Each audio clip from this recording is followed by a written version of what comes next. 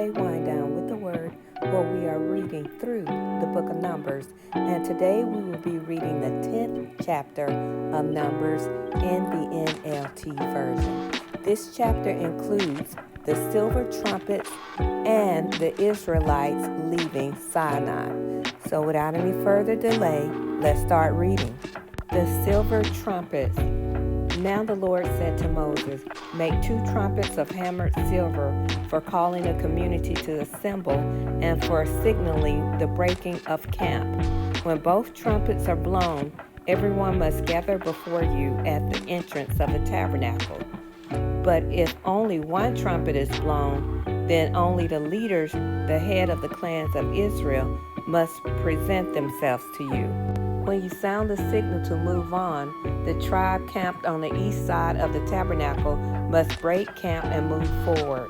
When you sound the signal a second time, the tribes camped on the south will follow.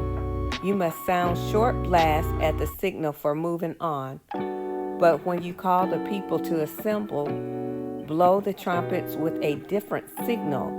Only the priest, Aaron's descendants, are allowed to blow the trumpets. This is a permanent law for you, to be observed from generation to generation. When you arrive in your own land and go to war against your enemies who attack you, sound the alarm with the trumpets. Then the Lord your God will remember you and rescue you from your enemies. Blow the trumpets in times of gladness too, sounding them at your annual festivals at the beginning of each month, and blow the trumpets over your burnt offerings and peace offerings. The trumpets will remind your God of his covenant with you. I am the Lord your God." The Israelites leave Sinai. In the second year after Israel's departure from Egypt, on the 20th day of the second month, the cloud lifted from the tabernacle of the covenant. So the Israelites set out from the wilderness of Sinai and traveled on from place to place until the cloud stopped in the wilderness of Paran. When the people set out for the first time, following the instructions the Lord had given through Moses, Judah's troops led the way. They marched behind their banner, and their leader was Nahshon, son of Amminadab. They were joined by troops of the tribe of Issachar, led by Nathanael, son of Zuar, and the troops of the tribe of Zebulun, led by Eliab, son of Helon. Then the tabernacle was taken down, and the Gershonites and Merarites, division of the Levites, were next in line to march, carrying the tabernacle with them. Reuben's troops went next, marching behind their banner. Their leader was Eliezer, son of Shedeur.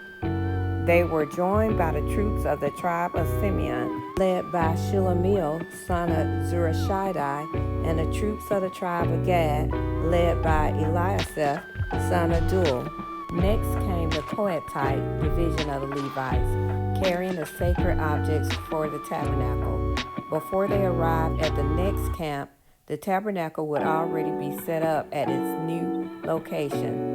Ephraim's troop went next, marching behind their banner. Their leaders were Elishama, son of Ammihud. They were joined by the troops of the tribe of Manasseh, led by Gamaliel, son of Pedazur, and the troops of the tribe of Benjamin, led by Abidan, son of Gideoni. Dan's troop went last, marching behind their banner and serving as the rear guard for all the tribal camps.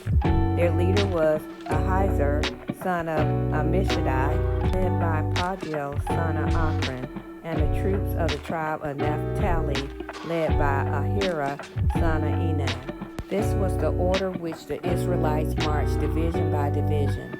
One day Moses said to his brother-in-law, Hobab, son of Ruel, the Midianites, "We are on our way to the place the Lord promised us, for he said, 'I will give it to you. Come with us and we will treat you well, for the Lord has promised wonderful blessings for Israel.' But Hobab replied, 'No, I will not go.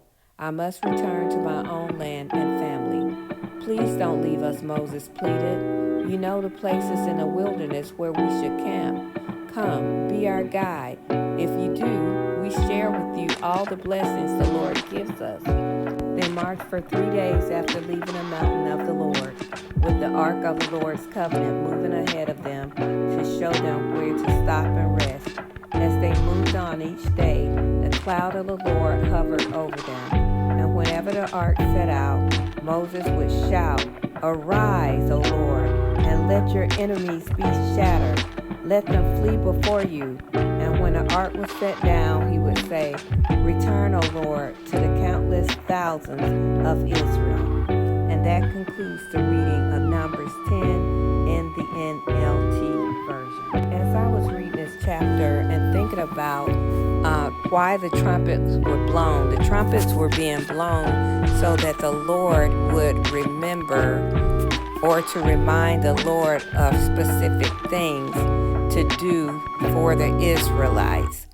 And so I was thinking about, is there anything that we do to remind the Lord, or is there anything I do for myself to remind myself spiritually about the Lord? And I was just thinking about a lot of times in prayer, to remind ourselves of God's might and his faithfulness and his the fact that he can do anything that he wants because he is the all-powerful God. A lot of times when we start off in prayer, we lift Jesus up and we lift the name of the Lord up and we just praise him for who he is and all his attributes.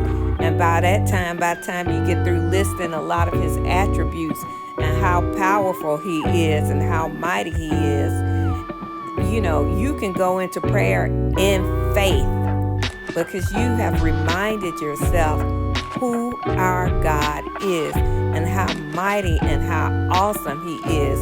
So you march right on into that prayer with faith and confidence that he can do everything that you ask him if he wants to now.